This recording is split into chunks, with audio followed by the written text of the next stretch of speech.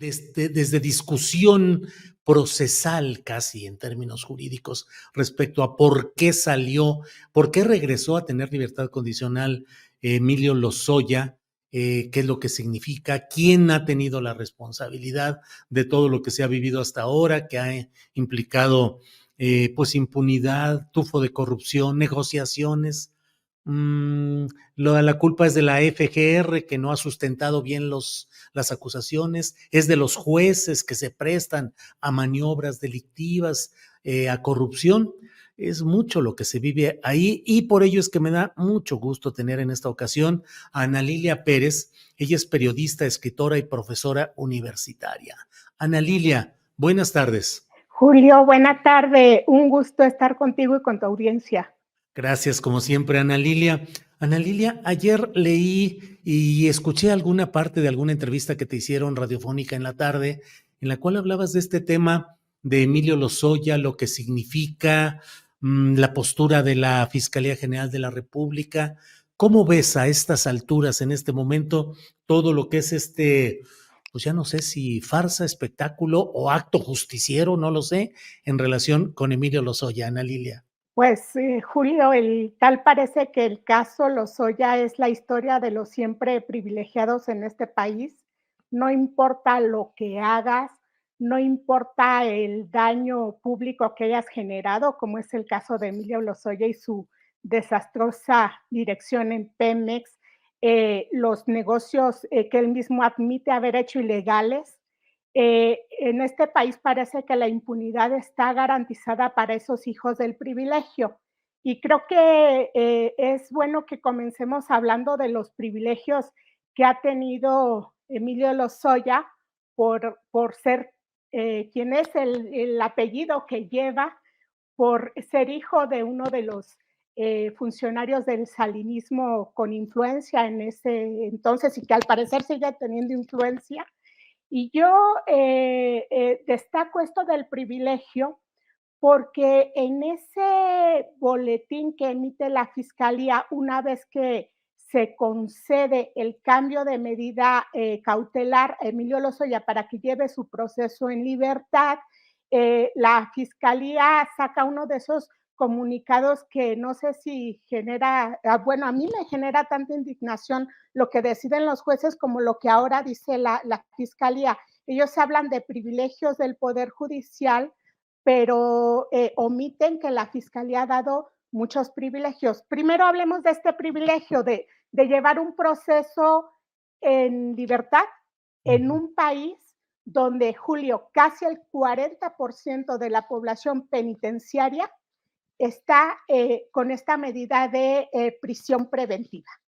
Una parte oficiosa, otra parte justificada, pero en este caso Lozoya recibe ese privilegio con la argucia, esta es una consideración personal, la argucia de los jueces que dicen que no hay riesgo de fuga, omitiendo que Lozoya es un hombre adinerado, al margen de los sobornos y lo que se robó de los recursos públicos también, que tiene toda la capacidad para una posible fuga, como estuvo de fuga en España, el mismo país donde ahora mismo goza de privilegios uno de sus principales cómplices, Enrique Peña Nieto, y planteo, subrayo, cómplice según el dicho del propio Lozoya en esa larga acusación que parece que queda en la nada. Solo puntualizar, Julio. Emilio Lozoya enfrenta acusaciones por cohecho, asociación delictuosa y lavado de dinero, en dos casos, agronitrogenados y Odebrecht. Pero recordar que en el caso de agronitrogenados, el año pasado, un juez determinó que, bueno, se saca de la manga un criterio judicial, una tesis aislada que recientemente se había publicado en el semanario judicial y usa esa tesis aislada para decir que como Lozoya, perdón, como Ancira ya estaría en ese proceso de resarcir el daño patrimonial de la compra de la planta chatarra, pues ese beneficio alcanzaría a todos los involucrados. es decir, a Lozoya, entonces bajo prisión en este proceso que todavía estaba en el reclusorio norte, pero indirectamente también estaría dándole la impunidad, garantizando la impunidad a las otras dos figuras a quienes Lozoya señaló como sus principales cómplices en esa compra de la planta chatarra, Enrique Peña Nieto y Luis Videgaray. De manera que ese caso pues se fue a la basura. En el otro caso, en el tema de Odebrecht, donde Lozoya admite que recibió los sobornos de la empresa y él dice que sí se quedó con una parte, pero la otra la repartió para la campaña de Peña Nieto. Bueno, en ese caso, la fiscalía habla de unas pruebas que son clave porque son esas pruebas de carácter internacional, donde se habla de correos, de cómo se maquinó toda esa operación para los sobornos, que en el caso mexicano, bueno, eran una mecánica que la empresa aplicaba en todo el mundo, tenían hasta un área especial, un área corporativa, la que llamaban operaciones estructuradas para repartir sobornos a nivel internacional y garantizarse negocios. En el caso de México, Lozoya fue uno de los receptores admitido por él mismo, pero en ese caso la fiscalía no va a contar con pruebas que serían clave para que siguiera adelante el proceso hacia un juicio.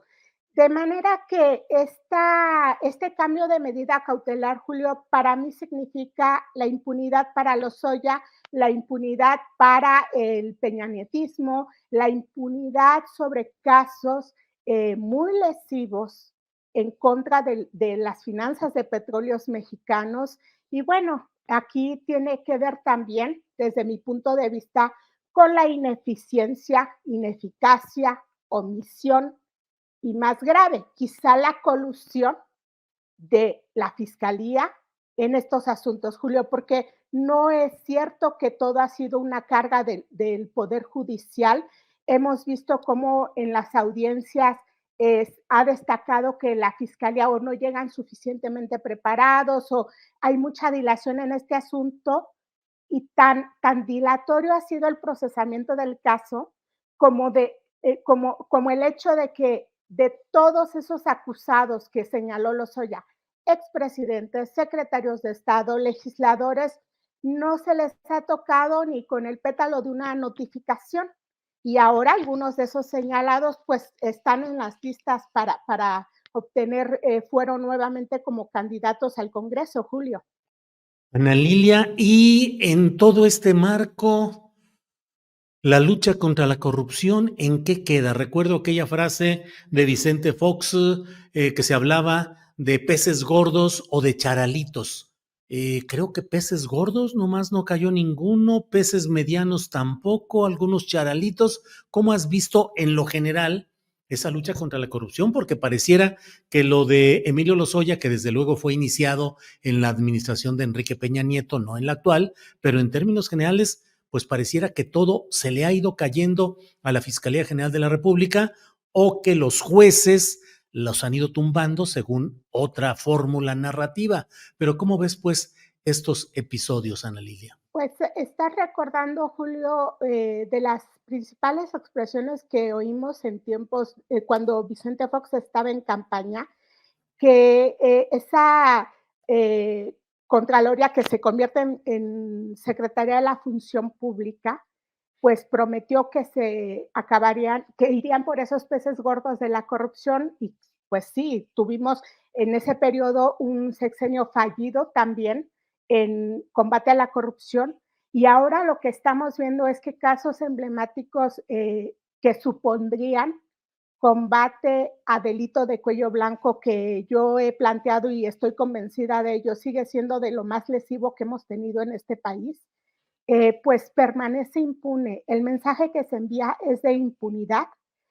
Está el caso Juan Collado, el abogado de los poderosos que se involucra en movimientos financieros también de sus clientes hacia paraísos fiscales, que no se entró a fondo en esa indagatoria. Está el caso de Rosario Robles, que ahora pues empezará la promoción de un libro donde cuenta su posición sobre esa etapa que pasa en prisión y fallido un caso para la fiscalía que tampoco se entró al fondo del asunto, porque hay que recordar que a Robles estuvo involucrada junto con otros funcionarios, secretarios de Estado también, en esos desvíos de recursos de programas que eran los programas destinados a la población más vulnerable en este país, que ocurrieron esos desvíos, que supuestamente eran en alguno de esos programas para atender a la población más vulnerable, es decir, el dinero se gastó, pero no llegaron a esa población. Fue menos del 1% de la población a la que le tendrían que llegar esos recursos. El resto, pues, se lo robaron los funcionarios públicos, hicieron triangulaciones de distinta índole. Y bueno, es otro de los casos que quedan en la impunidad. Y el caso de Emilio Lozoya, que además esa etapa de Enrique Peña Nieto, la administración de Enrique Peña Nieto, fue una de las más desastrosas para Petróleos Mexicanos, no solo por las llamadas reformas estructurales, que ahora que se habla tanto de cómo los cambios pretendidos a la Constitución, bueno, en ese momento sí hubo un consenso por parte de los legisladores para cambiar la Constitución con reformas privatizadoras, pero dicho por el propio Lozoya mediante sobornos a esos legisladores. Entonces, creo que estos privilegios que acusa la Fiscalía, pero que han sido copartícipes de esos privilegios, pues nos van demostrando que el combate a la corrupción sigue como uno de esos pendientes, pero yo insisto en esto, que el delincuente de cuello blanco tiene impunidad garantizada en este país, que no importa el daño patrimonial que generen, saldrán adelante por las complicidades de los distintos poderes. Claro, los fallos que han dado los jueces dejan una responsabilidad muy grande en esos jueces. Habría que ver si algún día el Consejo de la Judicatura hiciera su trabajo para revisar por qué un juez llega a tal o cual resolución en el que está afectando el interés público, los fiscales mal preparados o no tenemos claro qué tipo de componendas. Y yo quiero recordar que aquellas conversaciones que escuchamos entre el fiscal Gertz Manero y el padre de Lozoya, bueno, ¿qué tipo de negociaciones hizo el fiscal? Para mí, tienen tanta responsabilidad los jueces como la parte de la fiscalía, que no es un caso aislado de delito de cuello blanco al que han beneficiado, Julio. Podemos ir caso por caso y todos se han caído y al final lo que pierde es el interés público y pierde la ciudadanía. Y recordar también que muchos de los problemas que siguen enfrentando Petróleos Mexicanos, como la enorme deuda, histórica deuda, vienen desde tiempos del peñanietismo y que quedarán ahí como una anécdota y seguiremos pagando porque son deudas que paga la ciudadanía en su conjunto, Julio. Híjole, Ana Lilia Pérez, pues, ¿qué te digo? Muy agradecidos de este análisis y de este contexto que nos das. Y a reserva de lo que desees agregar sobre este tema, yo no puedo dejar de preguntarte cómo va el libro Hijos del Neoliberalismo, que es tu obra literaria periodística más reciente, tu obra de investigación periodística más reciente. ¿Cómo va? Ahí está Ana Lilia Pérez, Hijos del Neoliberalismo, la historia contemporánea de nuestro México saqueado. Entiendo que vas a presentarlo en la Feria Internacional del Libro de Minería este domingo, Ana Sí, Lilia. Julio, eres muy generoso por brindarme este espacio para invitar a tu audiencia, quien guste acompañarnos el próximo domingo en la Feria del Libro del Palacio de Minería. A las 5 de la tarde en el Salón de Actos presentamos el libro que ya me hiciste el honor de acompañarme en la Feria del Libro de Guadalajara para la presentación. En esta ocasión me acompañan José Hernández, monero de la jornada, Rafael Rapé también y el Fisgón. Me acompañan los 3 integrantes del programa El Chamuco para comentar sobre estas políticas de modelo neoliberal que han tenido un alto impacto para nuestro país, un grave impacto para nuestro país y hablar también de esos temas pendientes en materia de combate a la corrupción, que como tú recordarás es uno de los capítulos que se integra en este libro. El caso Segalmex se aborda con mucha amplitud en este libro también. Y ya que me permites este espacio, está el libro Pemex RIP, Vida y asesinato de la principal empresa mexicana. Hace 7 años ya, Julio, me hiciste el honor de acompañarme a presentarlo. El doctor Sí, Lorenzo Meyer, el ingeniero Cuauhtémoc Cárdenas. Estuvimos en la Feria del Libro de Minería presentando ese libro, donde se cuenta a detalle el paso de Emilio Lozoya desde que, por qué se le recluta como financiero de Enrique Peña Nieto a nivel internacional, cómo llega Emilio Lozoya, qué tipos de acuerdos se hacían en Petróleos Mexicanos, cómo ese lobista, como ya se conocía a Lozoya a nivel internacional, pues también llevó esas prácticas a Pemex, este asunto de que se cobraba por tener acceso al director de Pemex, el tipo de privilegios que tenía Lozoya también con una agenda a cuenta de Pemex de viajes por todo el mundo, donde iba con Enrique Peña Nieto, lo iba placeando. Esa era la función de Emilio Lozoya, ser lobista, cómo se fueron articulando todos esos negocios, el caso agronitrogenados, el caso Fertinal, todo eso se cuenta en este libro Pemership, para quien quiera conocer más a detalle cuánto se le pagó a Emilio Lozoya como su liquidación, su finiquito cuando sale de Petróleos Mexicanos, que también fueron varios millones, y está ahí el documento. Como todos mis libros tienen los documentos, se acreditan las fuentes, ahí no hay anónimos, no hay suposiciones, ahí hay hechos concretos, Julio. híjole. Pues así es, y así debe ser el periodismo, y así es la investigación periodística. Ana Lilia, muchas gracias. Solo cierro, discúlpame que te robe tanto tiempo, discúlpame por favor, pero no puedo evitar preguntarte, ¿cómo queda México respecto a las demás naciones en el caso Odebrecht? O sea, pareciera que México es el único país en el que no ha habido ni castigo real, ni movimiento, ni nada en comparación con lo que ha sucedido en otros países, Ana Lilia. Fíjate, Julio, que yo tuve oportunidad de viajar hace unos años, tanto a Brasil, que me invitaron a dar una conferencia sobre el tema del huachicol precisamente, y era una conferencia mundial del sector petrolero. Ahí participó Petrobras también, que recordarás era una de las empresas que también estuvo implicada en estos sobornos que habrían recibido algunos directivos de esta petrolera. Empieza ahí esa investigación que se llamó Lavallato, y para esos tiempos, ya tiene varios años, pero para esos tiempos ya incluso la petrolera había tenido que aplicar normas anticorrupción muy estrictas, y ahí tuve oportunidad de hablar con funcionarios directivos de distintas petroleras a nivel mundial que comentábamos sobre el caso precisamente, cómo en todo se había ido procesando este tema de los sobornos de Odebrecht, algo que se reconoció, vamos, los mismos directivos de la empresa explicaron a detalle, hay que recordar ante cortes estadounidenses cómo repartían los sobornos.